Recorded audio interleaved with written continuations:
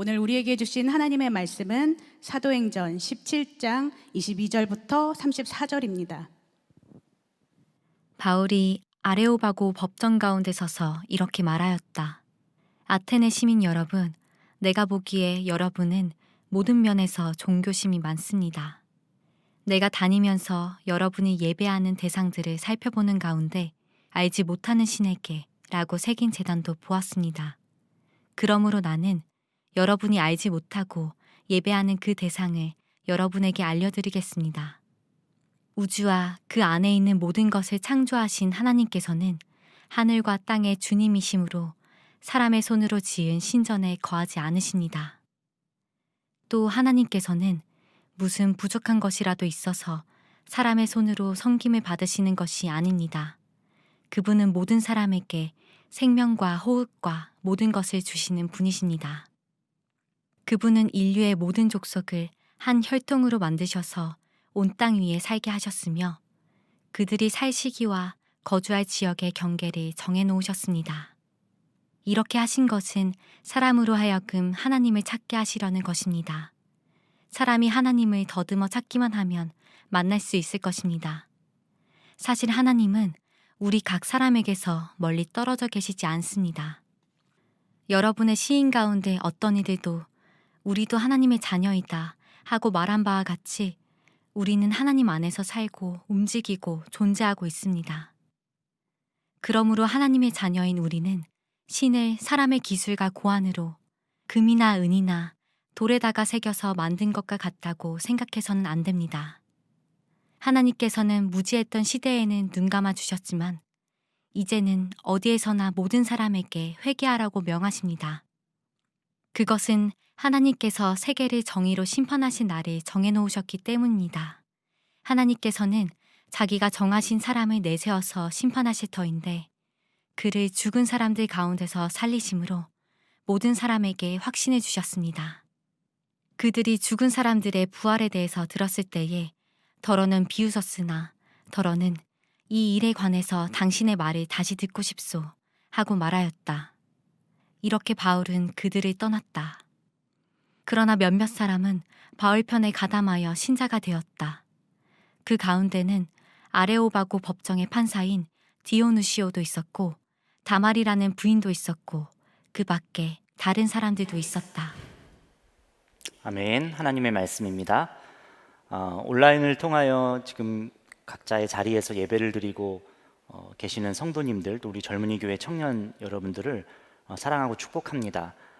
우리가 광고에서 사회 보시는 유한나 전사님 통해서 들었듯이 4부 예배부터 온라인을 통하여 전체 예배가 다 진행되게 되었습니다. 여러분 교회를 위해서 꼭 기도해 주시기를 부탁드리고 또 이 나라와 이 민족 코로나19로 계속 지금 어려움을 겪고 있는데 나라와 민족을 위한 기도 또 온 열방을 위한 기도를 여러분이 꼭 놓치지 않고 해 주시기를 바랍니다.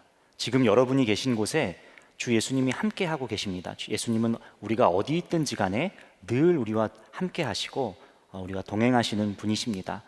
여러분 그것을 꼭 붙드시고 오늘 예배를 그렇게 임하셨으면 좋겠습니다.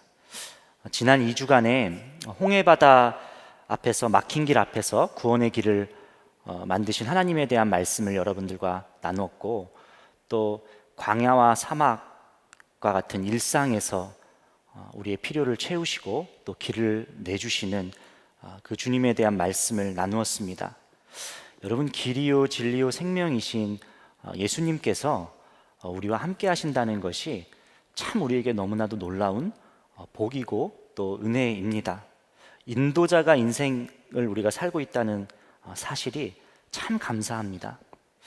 길을 찾는 것은 비단 믿는 우리뿐만이 아니라 사실은 세상에 있는 모든 사람들이 그렇게 길을 찾고 있는 것이죠. 저마다 자신의 길을 궁금해합니다. 내가 제대로 걷고 있는지 알고 싶어 합니다. 얼마 전에 유명 가수들이 모여서 팀을 이루고 그리고 버스킹하는 TV 프로그램을 제가 인터넷에서 본 적이 있습니다. 거기서 대중가수 G.O.D의 길이라는 노래를 이제 가수들이 연합하여서 이제 불렀어요. 한 20년 전 노래로 제가 기억하는데 그 노래를 이제 함께 불렀었습니다. 그런데 원래 같이 부르려고 했던 한 남자 가수가 그 노래에 같이 함께 참여하지 못하고 그냥 노래를 듣기만 하는 거예요. 그러면서 정말 아이처럼 눈물을 뚝뚝 흘리는 모습을 본 적이 있었습니다. 감정이 주체가 안 될 정도로 북받쳐 올라서 정말 어린아이처럼 눈물을 흘렸어요. 노래 가사가 이렇습니다. 내가 가는 이 길이 어디로 가는지, 어디로 날 데려가는지, 그곳은 어딘지 알 수 없지만 오늘도 난 걸어가고 있네. 사람들은 길이 다 정해져 있는지 아니면 자기가 자신의 길을 만들어 가는지 알 수 없지만 이렇게 또 걸어가고 있네. 나는 왜 이 길에 서 있나? 이게 정말 나의 길인가? 이 길의 끝에서 내 꿈은 이루어질까? 그러니까 눈물을 흘린 그 가수가 노래 가사를 이렇게 들으면서 꿈을 향해서 열심히 달려가는 자신의 모습을 본 것 같아요.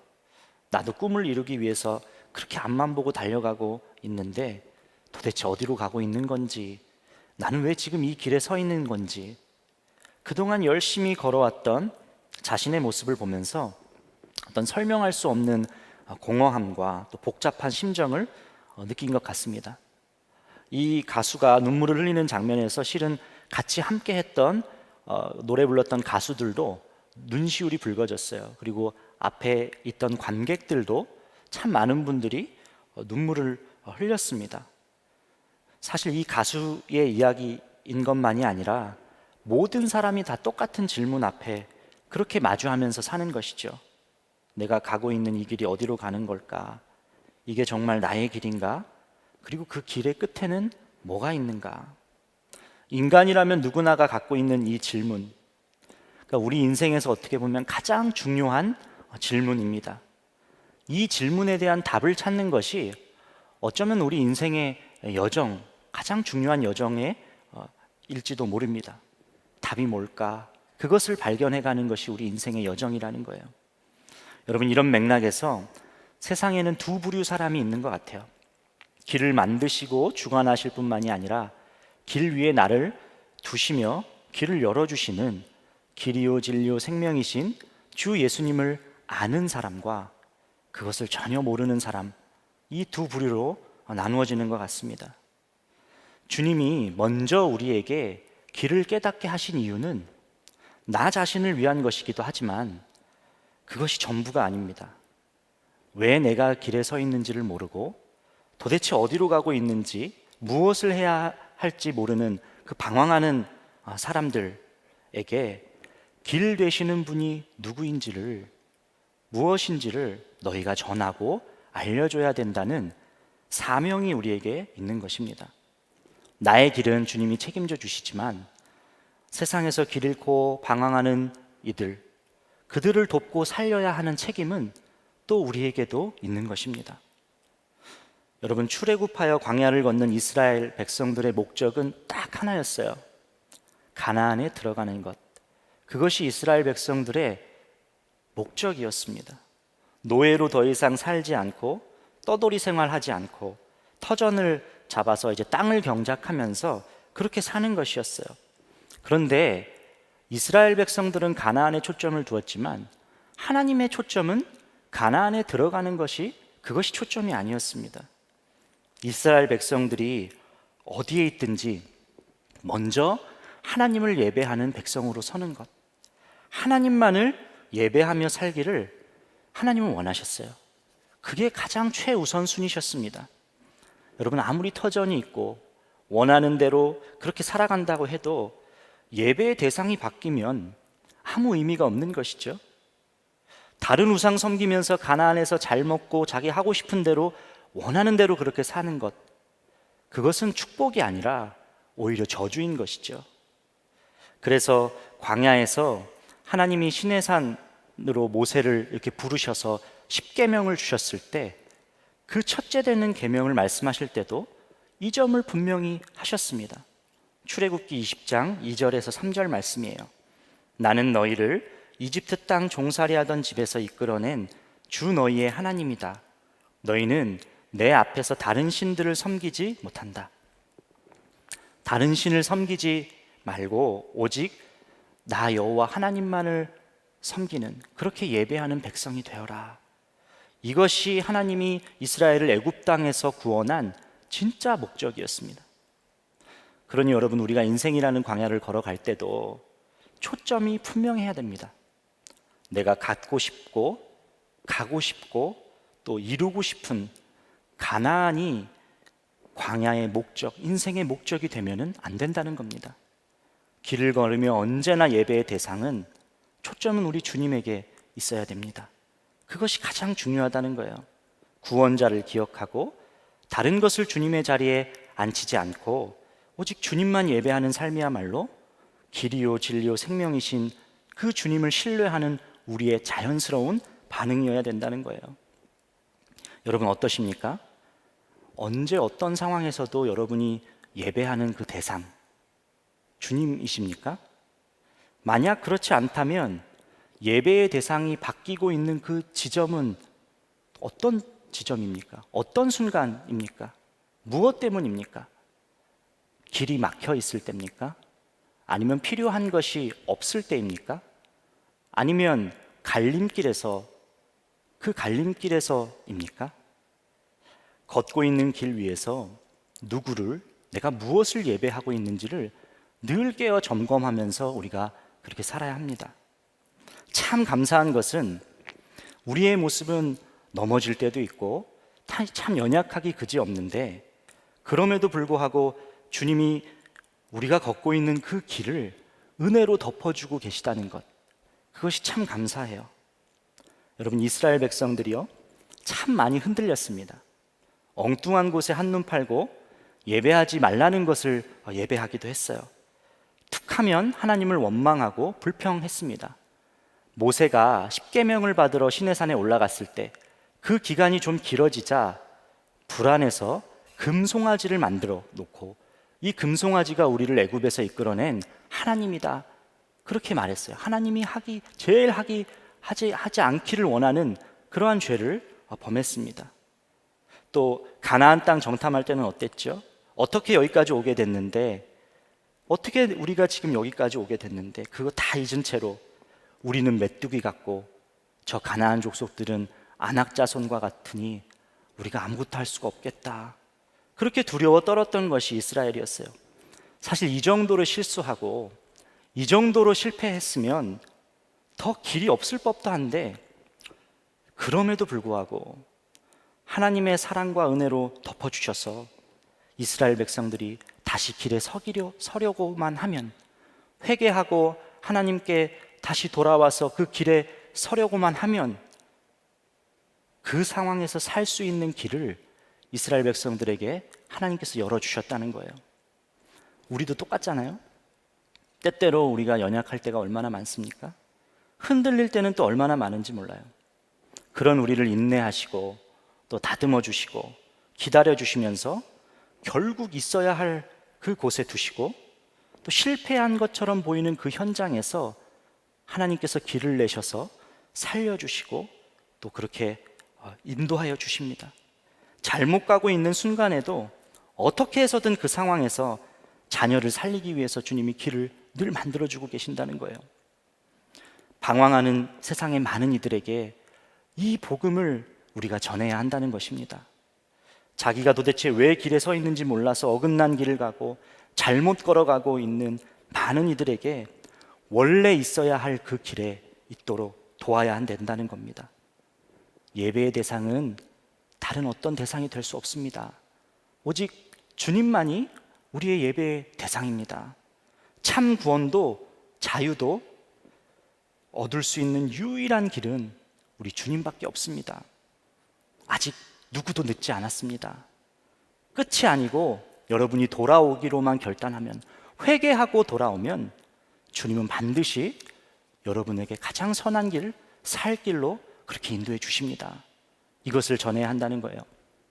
저는 오늘 웨이메이커 시리즈의 결론을 길을 전하는 삶에 대해서 여러분과 나누고 싶어요. 첫째 주, 둘째 주는 여러분에게 드리는 하나님의 위로와 같은 메시지였다면, 오늘 말씀은 하나님께서 우리에게 꼭 감당하라고 말씀하시는 사명과 관련된 그런 말씀일 것 같습니다. 오늘 본문 사도행전 17장 말씀, 사도 바울이 아레오바고에서 전한 그 설교에서 이 길을 전하는 삶에 대한 생각을 여러분들과 나눌 수 있겠다라는 그런 마음이 들었어요. 지금 바울이 있는 곳은 그리스 아테네입니다. 여러분, 아테네는요, 참 지금 우리가 살고 있는 이 현실 세계와 너무나도 닮아 있습니다. 아테네는 당시의 모든 면에서 문화를 선도하고 있었던 그런 도시였어요. 철학자를 비롯한 지식인들이 많았고 학문의 중심지였습니다. 학문의 중심지였어요. 엄청난 예술과 또 전통을 이루었던 그런 곳이었습니다. 그래서 당시 사람들이 꼭 한번 가보고 싶은 그런 도시가 바로 아테네였어요. 지식의 유입과 전달의 속도가 엄청나게 빨랐습니다. 사람들이 늘 새로움을 추구하는 것을 좋아했어요. 알고자 하는 욕구가 컸고 유행을 선도했다는 거예요. 변화하는 것도 좋아했다는 거예요. 그런데 이런 아테네에 우상 숭배 또한 팽배했습니다. 사도행전 17장 16절 말씀에서 바울이 아테네에 들어가서 첫 인상을 이렇게 기록하고 있습니다. 바울은 아테네에서 그들을 기다리고 있는 동안에 온 도시가 우상으로 가득 차 있는 것을 보고 격분하였다. 도시 전체가 신들로 가득했다는 거예요. 신전으로 가득했습니다. 이 말은 도시 전체가 우상의 영향을 받지 않은 것이 하나도 없었다는 것을 의미해요. 우상이 중심이었어요. 재물을 숭배하는 우상, 강을 숭배하는 우상, 그리고 바다를 숭배하는 우상, 뭐 여러 가지 신상들이 있었습니다. 눈에 보이는 신상도 신상이지만 여러분, 이러한 모습이 우리가 요즘 돈을 숭배하고 또 권력을 숭배하고 명예를 숭배하고 권력이라는 이름을 숭배하는 그런 것과 참 비슷하다는 생각이 들어요. 그런 아테네에 지금 바울이 혼자 덩그러니 떨어져 있는 거예요. 비기독교적 세계관과 종교관으로 가득한 도시, 영적으로는 죽어 있는 것과 같은 그러한 도시에 바울이 혼자 서 있는 겁니다. 어쩌면 바울의 이 상황이 교회를 벗어난 여러분의 삶의 실제 현장과 참 비슷할 수도 있겠다는 생각이 들었어요. 아테네 아레오바고에서 전하는 이 메시지가 특별함을 더해주는 것은 지금 설교를 듣는 회중들도요, 하나님에 대한 정보가 전혀 없습니다. 하나님이 누구신지 몰라요. 유대인들과 말을 할 때는 하나님을 알고 있다라는 전제 속에서 이야기를 했지만 지금은 그렇지가 않다는 거예요. 하나님이 누군지 전혀 모르고 있어요. 그런 사람들을 대상으로 하나님과 그리스도를 지금 전하고 있는 것입니다. 바울은 듣는 청중들이 지금 어떤 사고와 세계관을 갖고 있는지를 알았어요. 또 어떤 문화 속에 있는지도 알고 접근을 했습니다. 그래서 오늘 아레오바고에서 첫 마디는 이렇게 말합니다. 22절 23절 말씀이에요. 바울이 아레오바고 법정 가운데 서서 이렇게 말하였다. 아테네 시민 여러분, 내가 보기에 여러분은 모든 면에서 종교심이 많습니다. 내가 다니면서 여러분이 예배하는 대상들을 살펴보는 가운데 알지 못하는 신에게라고 새긴 제단도 보았습니다. 바울은 그 제단 이름 자체가 알지 못하는 신이라고 새긴 그런 제단을 본 거예요. 그런 제단이 있을 정도로 뭘 섬기고 있는지도 모른 채 그저 믿고 의지하고 싶은 그 대상, 그것을 구하고 있는 사람들의 마음을 알았어요. 지식으로도 문화로도 어떤 권력과 힘으로도 어떻게 할 수 없는 사람이 느끼는 공허함과 갈증을 바울이 알았습니다. 과학이 발달하고 지식의 양이 더 늘어날수록 종교성이 없어질까요? 그럴 수가 없습니다. 오히려 우리의 머리가 더욱 커질수록 공허할 수밖에 없습니다. 채우려는 대상을 찾을 수밖에 없다는 거예요. 아테네 사람이 예배할 대상을 끊임없이 알기 원하는, 그 아테네 사람들이 이것저것 예배하기를 원하는, 숭배하기 원하는, 끝없이 그것을 원하는 그 마음의 중심을 바울은 알았어요. 그래서 말합니다. 23절 말씀. 그러므로 나는 여러분이 알지 못하고 예배하는 그 대상을 여러분에게 알려드리겠습니다. 무슨 얘기죠? 누구를 예배해야 되는지를 알려주겠다는 거예요. 내가 예배할 대상을 알게 해주겠다. 여러분, 이 표현 속에 바울이 지금 이렇게 아테네 사람들에게 아레오바고 법정에서 말하는 이 표현 속에 바울의 믿음이 담겨져 있습니다. 어떤 믿음이죠? 여러분들이 뒤엉켜 있는 그 잘못된 사고와 가치관, 세계관, 그것 예배할 대상을 바로잡게 되면, 복음의 실체이신 예수 그리스도께서 드러나게 되면 다 바로잡히게 돼 있다. 제자리를 찾는 방법, 엉켜 있는 것이 풀리는 그 근본적인 변화의 능력은 복음에 있다. 바울은 이것을 믿었습니다. 여러분, 우리도 이 믿음으로 복음은 반드시 강력한 역사를 일으킨다는 이 믿음 위에 복음을 나눠야 되겠습니다. 우리 자신도 하나님께서 그렇게 바꾸셨잖아요. 또 지금도 바꾸고 계시잖아요. 못 바꿀 것이 없으시고 변화 안 될 것이 없는 것이죠. 복음은 방황하여 어긋난 길을 가고 있는 이들을 있어야 할 자리로 돌아오게 만드는 하나님의 능력입니다. 사람들이 똑똑해지고 세상이 발전할수록 오히려 신을 더 찾게 될 수밖에 없다니까요. 의지할 대상을 찾을 수밖에 없다니까요. 오히려 사람들의 그런 머리가 커지고 과학기술이 발전하면 사람으로부터 시작된 일들, 그로 인한 죄와 어두움 속에서 빛은 더 선명하게 밝혀질 수밖에 없습니다. 더 드러날 수밖에 없어요. 바울은 아테네 사람들의 사고와 세계관 속에 문제를 정확하게, 그 사람들의 사고관 속에, 사고 속에 자리 잡고 있는 문제를 정확하게 알았어요. 그리고 예배할 대상이신 하나님을 이어서 소개합니다. 존재하는 모든 것의 근원이시고 모든 것을 만드신 창조주 주권자임을 24절 25절에서 그렇게 하나님을 소개해요. 우주와 그 안에 있는 모든 것을 창조하신 하나님께서는 하늘과 땅의 주님이시므로 사람의 손으로 지은 신전에 거하지 않으십니다. 또 하나님께서는 무슨 부족한 것이라도 있어서 사람의 손으로 섬김을 받으시는 것이 아닙니다. 그분은 모든 사람에게 생명과 호흡과 모든 것을 주시는 분이십니다. 이 모든 것의 근원, 창조주시고 주권자이시다라는 이 선언은 아테네 사람들에게는 정말 충격적인 그런 이야기였습니다. 왜냐하면 그들이 믿는 신은 완전하지 않기 때문에 그래요. 의존적이고 변덕스럽고 그리고 감정적이었습니다.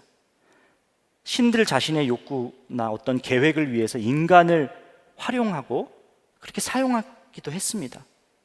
신들이 통치하는 영역도요, 전체를 통치하는 것이 아니고 누구는 재물을 통치하고 어떤 신은 전쟁을 통치하고 어떤 신은 자연의 어떤 것을 통치하는, 그렇게 각자의 영역이 있었습니다. 일부를 지배했어요. 그런데 하나님은 그렇지 않으시다고 지금 선언하는 거예요. 모든 것의 창조자고 모든 것의 주권자고 한결같은 성품을 가진 분이라고 그렇게 선언하고 있는 겁니다. 우상들과 절대적으로 다른 하나님을 전하고 바울은 회개를 촉구해요. 돌아오십시오. 30절 말씀입니다. 하나님께서는 무지했던 시대에는 눈 감아 주셨지만 이제는 어디에서나 모든 사람에게 회개하라고 명하십니다. 주님은 십자가에서 죽으심으로 하나님께 갈 수 있는 영원한 길을 우리에게 열어주셨는데, 그것을 나에게 베푸신 은혜로 누리려면 회개해야 된다는 거예요.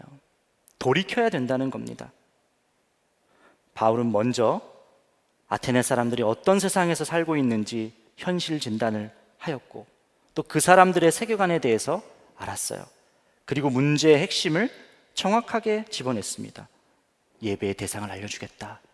섬겨야 할 것은 우상이 아니라 하나님이다 라는 예배의 대상을 알려주었어요. 그리고 하나님이 어떤 분이신지를 설명했습니다. 창조주요, 구원자요, 그리고 모든 것의 주권을 가지신 분, 그리고 돌아오라고 전했어요. 여러분, 바울이 복음을 전했던 이 지혜를 우리가 우리의 삶 속에서 어떻게 적용할 수 있을지 한번 우리가 적용해 보면 좋을 것 같습니다.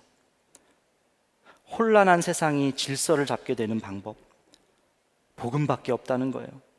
세상의 변화는 복음이 나타날 때 일어난다는 그 믿음을 갖고 길을 여러분들이 전하셨으면 좋겠어요. 그런데 여기서 한 가지 더 우리가 생각해 볼 게 있습니다. 길을 전할 때, 길을 전하는 삶에서 우리가 감수해야 되는 것이 꼭 있다는 거예요. 바로 세상으로부터 비웃음과 조롱입니다. 때로는요, 세상에서 미움받을 수도 있습니다. 우리는 미움받을 용기도 있어야 돼요. 바울이 복음을 전하고 난 다음에 사람들의 반응이 32절에 기록되어 있는데, 더러는 비웃었으나 더러는 이 일에 관해서 당신의 말을 다시 듣고 싶소 말하였다라고 했습니다. 몇몇은 관심을 표현한 사람도 있었지만 대부분 비웃었어요. 조롱하고 무시했습니다. 복음을 전하는 삶을 살 때 약속의 말씀대로 그렇게 길을 걸어갈 때 마주하게 되는 현실은 어쩌면 세상의 비웃음과 조롱, 그것이 가장 먼저일 수도 있겠습니다. 미움받습니다. 여러분, 그런데 절대 미움받을 것을 두려워하지 않으시기를 축복해요. 길 위를 걸어가면서 다른 사람이 어떻게 생각할지 그 평가에 너무 목매지 마세요. 평가를 두려워하지 말라는 거예요. 예수님께서 요한복음 15장 19절에 너희가 세상에 속하였으면 세상이 자기의 것을 사랑할 것이나 너희는 세상에 속한 자가 아니요 도리어 내가 너희를 세상에서 택하였기 때문에 세상이 너희를 미워하느니라 말씀하셨습니다. 주님은 제자들이 걸어야 할 그 옳은 길을 걸어야 할 때 그렇게 걷게 되면 너희들이 미움받을 것이다 라고 분명히 말씀하셨어요. 근데 예수님 당신도 그러셨죠.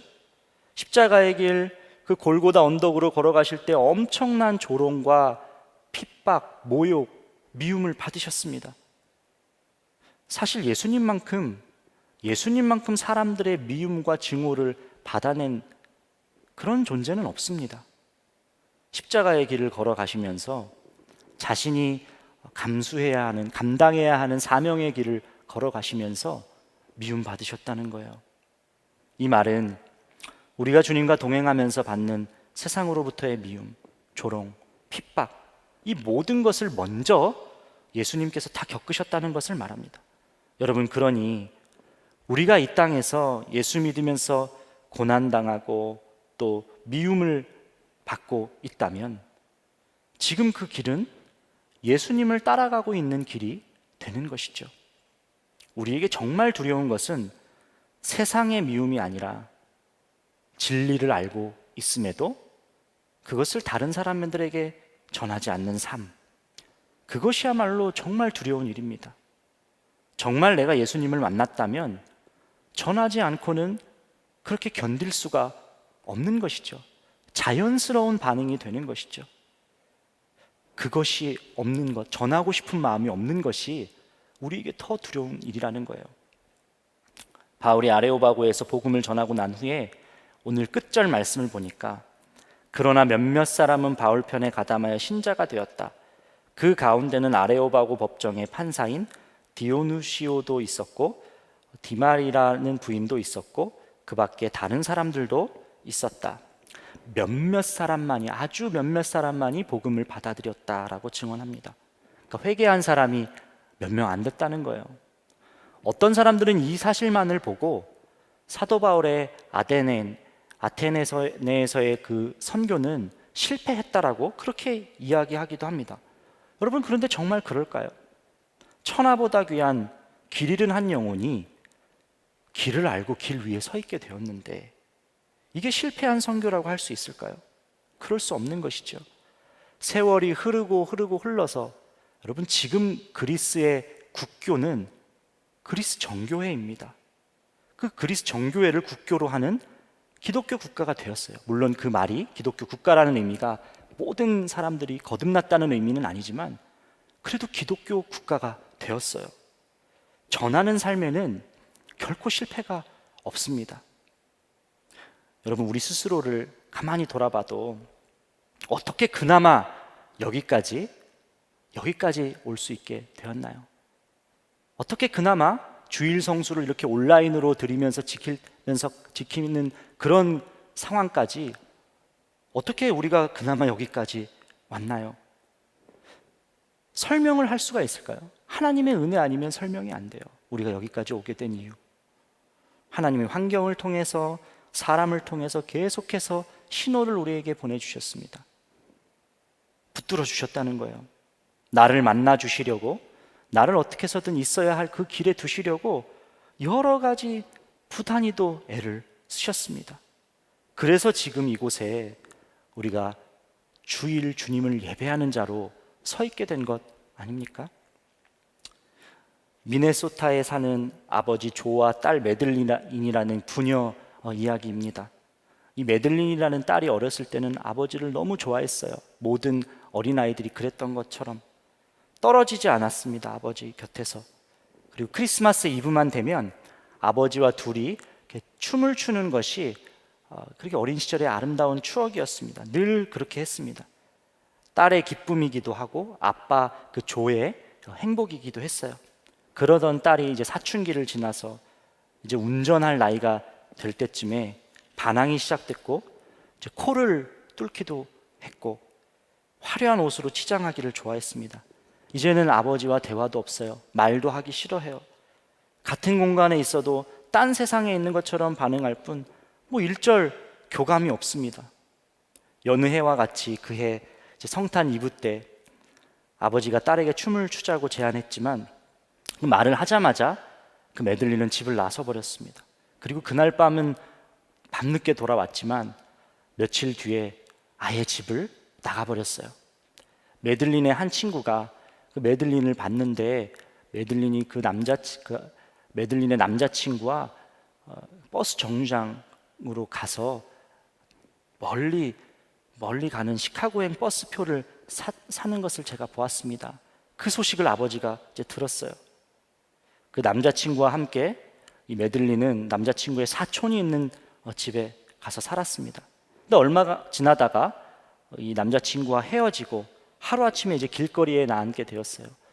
노숙인 시설을 이제 전전긍긍 하다가 돈은 없고 또 일은 해야 되고, 그러니 이제 결국 술집에서 춤추면서 돈을 버는 그런 생활을 하게 되었습니다. 어느 날 헤어진 남자친구의 사촌이 메들린의 그 술집으로 찾아왔어요. 찾아와서는 상자에 가득한 편지를 전해줬습니다. 그러니까 옛날 남자친구가 잠깐 지냈던 그 사촌의 주소를 아버지에게 알려준 것이죠. 아버지는 혹시나 하는 마음에 일주일에 몇 통씩 계속해서 편지를 그 집으로 이렇게 보낸 거예요. 남자친구의 사촌이 계속 오는 편지를, 전 남자친구의 사촌이 계속 오는 편지가 이제 귀찮을 정도가 되니까 상자에 가지고 와서 빨리 주소를 바꿔라, 더 이상 이렇게 오지 못하도록 해라, 그렇게 전해주고 갔습니다. 그 편지를 열어볼 수가 있었을까요? 그 딸이 열어볼 수가 없었어요. 내용이 뭔 내용인지 뻔히 아니까 돌아오라는 내용이겠지. 열어볼 수가 없었습니다. 그 후로도 집 주소를 바꿀 수는 없으니, 자기가 있는 곳을 주소를 바꿀 수는 없으니 계속해서 아버지는 그 전 남자친구의 사촌 집으로 편지를 이렇게 보냈습니다. 또 어느 날 상자를 또 가져다 주고, 그것이 그렇게 반복되었어요. 그런데 어느 날 성탄절을 며칠 앞두고 그동안 받았던 똑같은 봉투의 그 편지가 이번에는 그 메들린이 일하는 그 술집으로 그렇게 배달이 됐어요. 술집 종업원이 말하기를 며칠 전에 어떤 남자가 이거 너 주라고 전해주고 갔어. 아버지가 거기에 왔다 간 것이죠. 충격이었습니다. 아빠가 여기 오셨다고? 한참을 봉투를 보다가 봉투를 열고 카드를 꺼냈어요. 정말 고민하다가 카드를 열어봤어요. 카드엔 이렇게 적혀 있었습니다. 네가 여기 있는 것 알고 있다. 내가 뭘 하는지도 안다. 하지만 아빠 마음은 변함없단다. 여태까지 편지마다 썼던 말 아빠는 지금도 그대로란다. 가슴이 막 요동치기 시작했습니다. 그리고 그동안 왔던 편지들을 하나하나 다 뜯어보기를 시작했어요. 그 편지 첫 번째, 두 번째, 세 번째 편지, 모든 편지마다 똑같은 말, 똑같은 초청이 거기에 적혀 있었습니다. 이 딸은 얼굴에 눈물 범벅이 돼서 그 즉시 버스표를 구해서 차에 올라타고 그리고 집으로 향했습니다. 집에 도착해서 문을 열고 이제 식구들 앞에 나타났어요. 한 손엔 가방을 들고 또 다른 한 손에 그 편지를 들고, 그리고 아빠 앞에 섰습니다. 하고 싶은 말이 있다는 그 눈빛으로 아버지에게 섰어요. 아빠에게 이렇게 말했습니다. 아빠의 초청이 아직 유효하다면 저는 받아들이고 싶어요. 그럼 유효하고 말고 초청은 유효해.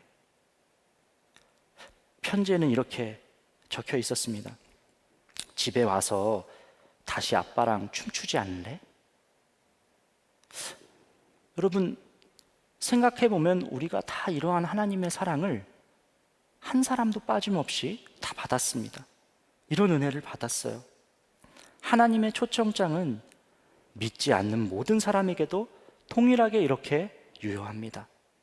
또한 우리 자신이 돌이켜야 할 어떤 것 앞에서도 하나님의 초청장, 이제 돌이키지 않을래?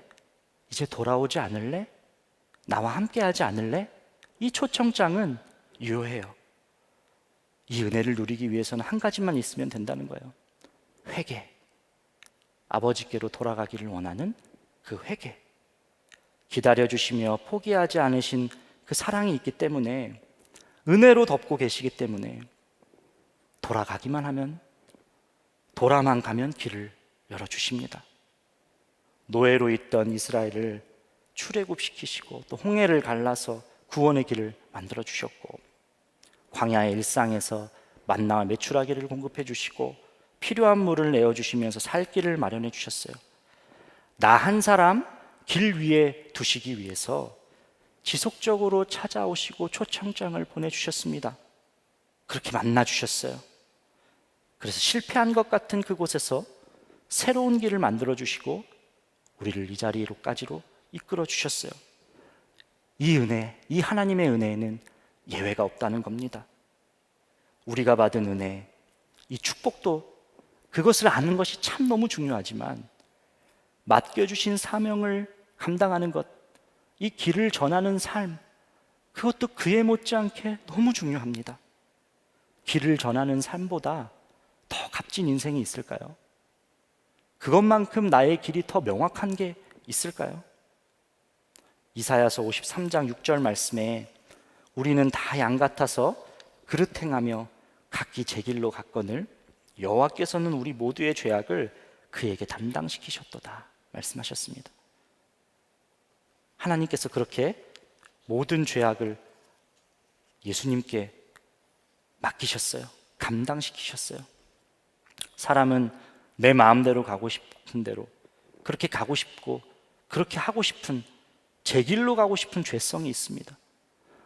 여기서부터 모든 것이 다 뒤틀리잖아요. 우리의 인생도 여기서부터 모든 것이 다 뒤틀렸었잖아요. 그런데 십자가는 어떤 답이 없는 길에서도 회복과 자유함을 누리게 만든다는 거예요. 어디서든 돌아올 수 있다는 그 증표가 바로 십자가입니다. 죄로부터 돌아올 수 있는 길, 질병으로부터 노임을 받는 길, 문제로부터 풀어지는 길, 방황으로부터 돌아올 수 있는 길, 묶임으로부터 자유할 수 있는 길, 그 이탈한 궤도에서도 있어야 할 길로 돌아올 수 있는 길, 이것이 바로 저와 여러분이 누리게 된 복음입니다. 이 복음의 능력을 믿고 여러분의 삶에서 충만하게 누리시기를 축복합니다. 그리고 결코 사명을 놓치지 않기를 바랍니다. 길을 먼저 안 사람으로서, 길을 전하는 사람, 미움받을 것을 두려워하지 않고 엉뚱한 곳에 있는 사람들에게 돌아오기만 하면 돌아오기만 하면 다시 하나님께서 받아주시고 길을 내어주신다라는 이 복음을, 예배할 대상은 다른 세상의 어떤 것이 아니라 주 예수님 딱 한 분밖에 없다는 그 진리를 여러분의 삶에서 꼭 전하시기를 축복해요. 주님을 예배하도록 하는 가교, 그 다리의 사명을 우리가 다 감당하며 주님과 동행하는 삶 살게 되기를 간절히 원합니다. 우리 이 시간 함께 찬양하기를 원하는데요. 사실 원래 오늘 부르고 싶었던 찬양이 있었어요. 여러분들 다 아실 거예요. 웨이메이커를 이번 주에도 부르려고 했는데 상황상 갑자기 저도 바꿀 수밖에 없게 되었습니다. 그래서 다른 찬양을 이렇게 이 찬양을 함께 했으면 좋겠다라고 또 마음을 주신 찬양이 있는데, 가만히 이 찬양의 가사를 보니까 하나님께서 오늘 이 찬양을 하기로 그렇게 했으면 좋겠다는 그런 마음을, 그렇게 선포했으면 좋겠다는 마음을 제게 계속 부어주시는 것 같아요.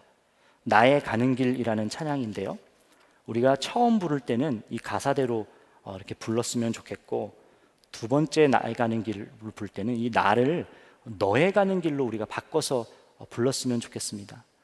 여러분이 꼭 축복해주고 싶은 어떤 누구, 방황하고 있는 어떤 누구, 지금 힘든 시간을 보내고 있는 동역자 누구를 우리가 하나님께 올려드리면서 너의 가는 길 주님 인도하시네, 우리가 이 찬양을 함께 불렀으면 좋겠습니다.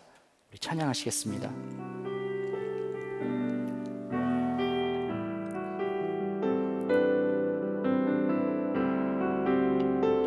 나의 가는 길, 나의 가는 길 주님 인도하시네. 그는 보이지 않아도 날 위해 일하시네. 주 나의 인도자 항상 함께 하시네. 사랑과 힘 베푸시며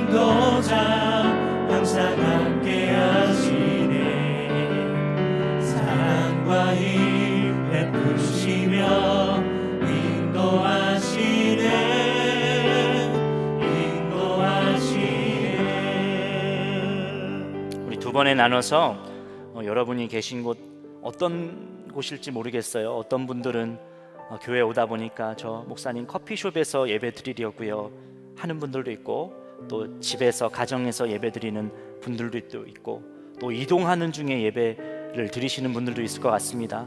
뭐 좋습니다. 어떤 상황이어도 상관없습니다. 우리가 눈을 감고 여러분이 계신 그곳에서 목소리를 높여서 기도할 수 있으면 목소리를 높이시고, 또 그럴 수 없는 형편이라고 한다면 마음의 중심을 기도로 올려드렸으면 좋겠습니다. 여러분에게 복음을 전하는 그 사명을 위해 주님이 보내신 곳은 어디십니까? 먼저 중요한 것, 우리가 복음의 능력을 정말 믿는 것이 중요합니다. 여러분을 바꾸신 복음은 어떤 것도 바꿀 수 있는 능력입니다. 우리가 이 복음을 믿음으로 전하게 하여 주시옵소서. 복음은 모든 것을 바꿀 능력이라는 믿음을 내게 더하여 주시옵소서. 나는 여러분이 알지 못하고 예배하는 그 대상을 여러분에게 알려드리겠습니다. 사도 바울의 외침처럼 뒤엉킨 가치관, 그릇된 세계관으로 돈을 숭배하고 성공, 명예를 숭배하고 인정을 예배하는 길 잃은 사람들에게 예배해야 할 대상을 전하는 삶 되게 하여 주시옵소서. 우리 주여 한번 부르짖고 기도하겠습니다. 주여, 하나님, 우리가 예배해야 할 대상을 세상 속에 정확하게 전하며 하나님 아버지 그것을 선포하며 하나님 전하는 삶 되기를 하나님 간절히 원합니다. 나는 여러분이 알지 못하고 예배하는 그 대상을 여러분에게 알려드리겠습니다. 하나님, 세상의 모든 묶임이, 모든 엉켜있는 것이 예배할 대상이 잘못되어서 그런 것임을 하나님 말씀을 통해서 보게 됩니다. 하나님, 무엇을 쫓고 있게 됐는지를 하나님 보게 하여 주시옵소서. 우리가 쫓고 있는 것이 어떤 건지를, 이 세상이 쫓고 있는 것이 무엇인지를 볼 수 있는 지혜를 더하여 주시고, 하나님, 예배해야 할 대상을 하나님 전하는 삶, 하나님 그것을 정확하게 믿고 전하는 삶, 하나님 길 위를 위해서 길을 전하는 삶으로 하나님 우리 청년들을 사용하여 주시옵소서. 오 주여 역사하여 주시옵소서. 주님 주시옵소서. 한 번 더 우리가 기도하기를 원하는데, 여러분, 사명 감당하는 길, 나의 십자가를 짊어지고 살아가는 인생은 순탄하고 쉬운 길이 절대 아닙니다. 세상에서는 조롱받을 수도 있고 외면당할 수도 있는 길입니다. 여러분, 그런다고 안 가시겠습니까?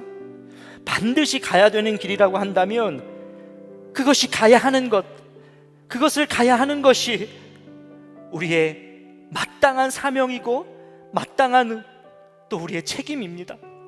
그 길에서 주 예수님을 더 깊이 알게 되는 은혜가 우리에게 임할 것입니다. 주님, 약속의 길, 사명의 길을 걸어갈 때 미움받을 것을 두려워하지 않게 하여 주시옵소서. 십자가의 길을 끝까지 걸어갈 때 어둠의 권세는 꺾어지는 것을 보게 하여 주시고 빛으로 밝혀지는 것을 목도하게 하여 주시옵소서. 우리 기도하겠습니다. 하나님, 우리가 가야 하는 길이라고 한다면, 하나님, 우리가 걸어가야 하는 길이라고 한다면 하나님 그것을 두려워하지 않기를 원합니다. 세상의 지탄과 하나님 세상으로부터 미움받을 것, 진리를 수호하는 것에 있어서는 미움받을 것을 두려워하지 않게 하여 주시옵소서. 약속의 길을 걸어가는 것에 있어서는 타협하지 않게 하여 주시고, 하나님 미움받을 것을 두려워하지 않게 하여 주시옵소서. 하나님 사랑의 마음으로 모든 것을 감당하게 하여 주시고, 하나님 묵묵하게 하나님 예수 그리스도께서 십자가의 길을 걸어가셨던 것처럼 하나님 우리 또한 그 길을 걸어가게 하여 주시옵소서. 어둠의 권세가 꺾이고 모든 묶인 것들이 하나님 풀어지는 역사가 있게 되기를 원합니다. 빛으로 어둠이 밝혀지는 역사가 있게 되기를 원합니다. 주여 역사하여 주시고 주여 은혜로 함께하여 주시옵소서. 주님 감사합니다. 주여 역사하여 주시고 감사합니다. 주님, 찬양받기 합당하신 하나님, 당신은 창조주시고 모든 것의 주권자 되시고 또 주관자이십니다. 저희에게 한없는 은혜를 허락하여 주셔서 감사합니다. 길 위에 서 있게 하신 그 은혜가 너무 크고 놀랍습니다. 이 세상에 복음을 알지 못하고 각자가 정말 엉뚱한 것을 우상 삼는 이들이 너무나도 많이 있습니다. 세상의 가치관과 세계관은 질서를 잃어버리고 있습니다. 주님, 이것을 바로잡을 수 있는 유일한 길, 유일한 능력이 복음임을 믿습니다. 어두운 때일수록 빛이 더 선명하게 빛나는 것 같이 복음이신 주 예수님만이 모든 것의 회복의 열쇠임을 주님 믿습니다. 이 땅의 많은 이들이 예배의 대상이, 진정한 예배의 대상이 누구인지를 알게 해 주십시오. 특별히 그것을 전하는 일에 있어서 우리 청년들이 하나님 정말 두려움 없이 걸어가게 하여 주옵소서. 세상으로부터 받는 고난을 두려워하지 않게 하여 주시고 미움받을 용기 또한 더하여 주옵소서. 설명할 수 없는 주의 은혜를 우리 삶에 늘 가장 하나님께서 공급하여 주시고 그 선한 길을 또 인도하시고 만드시는 주님 또한 경험하게 하여 주시옵소서. 길을 걸으며 그 길 위에서 평생을 주님만을 예배하게 하여 주시고 그렇게 동행하게 하여 주시옵소서. 어떤 상황에서도 길을 만드실 수 있는 분임을 우리가 믿습니다. 회개하고 돌아오는 이들의 삶, 우상을 쫓으며 실패한 경험을 갖고 있는 모든 이들에게도 주님은 놀라운 길을 열어주실 수 있는 분, 결국 아버지의 이름을 이미 높임을 받게 될 줄로 그렇게 믿습니다. 주여 역사하여 주시옵소서. 주님, 코로나19가 다시 재확산되는 하나님 분위기가 또 있습니다. 그 가운데 하나님 정말 또 교회도 어려움을 겪고 있습니다. 주님, 이 나라와 온 열방을 긍휼히 여겨주시고 특별히 아픔을 겪고 있는 모든 이들과 주여 함께하여 주옵소서. 위로를 더하여 주시옵소서. 우리에게 가슴 찢는 또 회개가 있게도 하여 주시옵소서. 이 나라 이 민족이 하나 될 날을 간절히 기도합니다. 남과 북의 정서적인 거리, 마음의 거리가 더 이상 멀어지지 않게 하여 주십시오. 갈등과 분열이 화해와 평화로 뒤바뀌어지게 하여 주옵소서. 하나님, 오늘도 온라인을 통하여 드려진 예물들이 있습니다. 이 예물이 하나님 나라의 확장을 위하여 쓰임받게 하여 주시고 마음의 중심을 들인 모든 이들에게 복의 복을 더하여 주시고 사랑하고 베푸는 삶을 계속해서 이어갈 수 있도록 주여 은총을 더하여 주시옵소서. 길이요 생명이요 진리 되신 주 예수 그리스도의 크신 은혜와 우리를 포기하지 않으시는 하나님 아버지의 한결같은 놀라운 사랑과 영원토록 우리와 함께 하시며 길을 이끄시는 성령의 내주교통 역사하심이 온라인을 통해 예배드리고 있는 모든 청년들과 성도들 위해 충만하기를 간절히 축원하옵나이다. 아멘.